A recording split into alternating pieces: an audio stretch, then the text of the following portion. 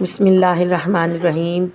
حضرت جابر رضی اللہ عنہ بیان کرتے ہیں، رسول اللہ صلی اللہ علیہ وآلہ وسلم نے فرمایا، جب آدمی اپنے گھر میں داخل ہوتا ہے اور وہ اپنے داخلے کے وقت اور کھانا کھانے کے وقت اللہ کا ذکر کرتا ہے تو شیطان کہتا ہے اپنے چیلوں سے، تمہارے لیے نہ تو رات گزارنے کے لیے کوئی جگہ ہے اور نہ شام کا کھانا۔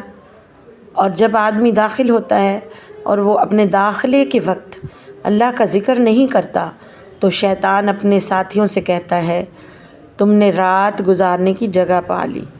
اور جب وہ کھانا کھاتے وقت اللہ کا نام نہیں لیتا تو وہ کہتا ہے، تم نے رات گزارنے کی جگہ بھی پا لی اور رات کا کھانا بھی۔